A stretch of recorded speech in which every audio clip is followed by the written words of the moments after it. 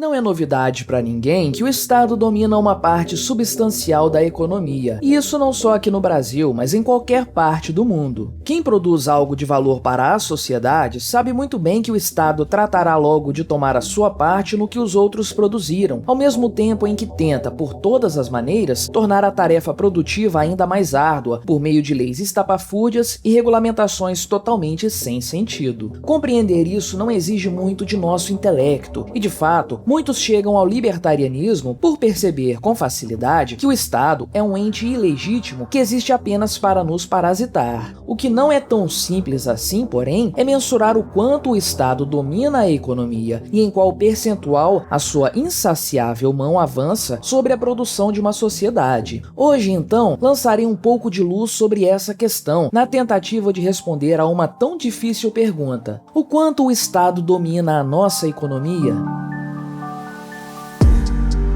Este é o canal Quinta Essência e eu sou o Gabriel. Se você gosta do conteúdo que eu produzo aqui no YouTube, deixe o seu like e o seu comentário neste vídeo, se inscreva no meu canal e considere se tornar membro patrocinador do meu trabalho, com valores a partir de R$ 1,99 por mês. Basta clicar no botão Seja Membro aí embaixo. A tarefa de mensurar percentualmente a intromissão do Estado na economia privada não é das mais simples, mas podemos utilizar alguns parâmetros que nos permitam chegar a alguma conclusão ainda que aproximada. O mais óbvio desses parâmetros, naturalmente, é a carga tributária. Afinal de contas, um conhecido ditado diz que as únicas certezas da vida são a morte e os impostos. Para definir o tamanho da fatia da economia que está nas mãos do Estado, portanto, bastaria definir a atual carga tributária brasileira. E tal índice foi estimado em 2021 em 33,9%. Por essa métrica, o Estado consome 1/3 de toda a economia nacional, a título de tributos. É claro que esse índice por si só é altamente questionável, e como todo número fornecido pelo Estado, ele não passa de mera tortura estatística. Uma rápida consulta a qualquer departamento contábil demonstraria que a quantidade de tributos pagos pelas empresas, seja sobre a produção,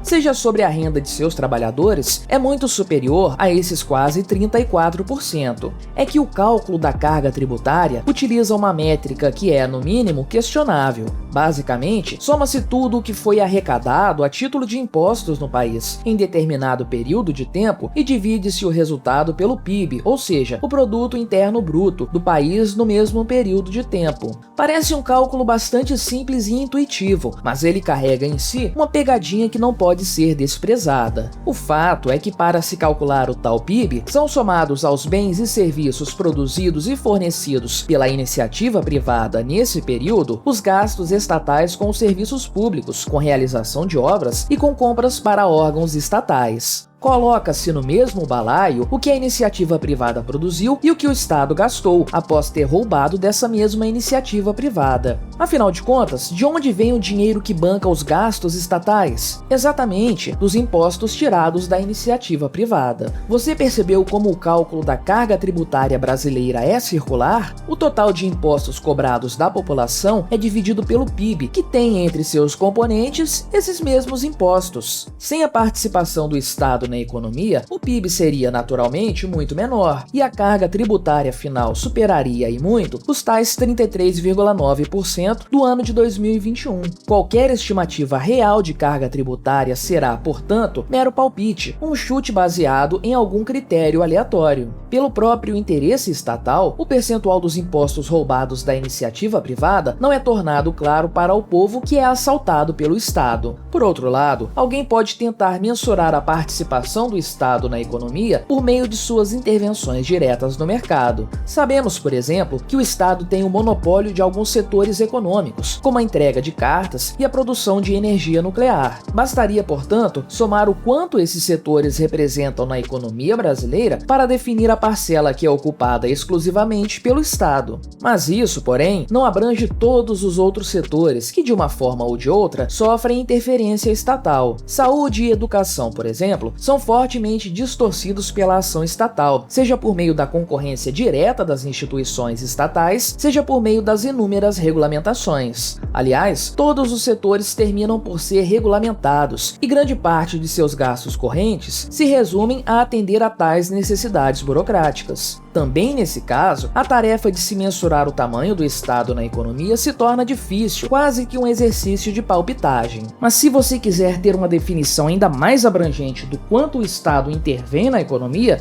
precisamos analisar um aspecto mais importante do que a carga tributária, a própria moeda em si. Seria impossível manter o atual grau de eficiência e complexidade de nossa economia se não tivéssemos moedas que permitissem a troca de mercadorias e serviços de forma rápida e, por assim dizer, com aceitação unânime. Uma das funções da moeda, por definição, é de meio de troca. Isso significa que a moeda é um bem aceito por todos e que serve para facilitar a troca de produtos e serviços entre indivíduos, algo que seria muito mais difícil num ambiente de escambo, ou seja, em que mercadorias específicas precisariam ser trocadas por outras mercadorias específicas. A moeda é um bem genérico que é aceito por todas as partes, e é isso que basicamente viabiliza uma economia veloz e complexa como a nossa. Como quase 100% da nossa economia funciona tendo por base trocas em dinheiro, afinal de contas, as situações de escambo são cada vez mais raras e restritas a poucos casos, nós podemos afirmar que a moeda quase sempre representa metade de todas as transações econômicas realizadas no nosso país. Se por um lado temos um produto sendo vendido, temos por outro dinheiro sendo recebido. Se em primeiro lugar temos um serviço sendo prestado, temos em seguida seu pagamento sendo realizado em dinheiro. Em uma metade de nossa economia, temos a produção de bens e serviços. Na outra metade, temos o dinheiro, o meio de troca que viabiliza esse comércio.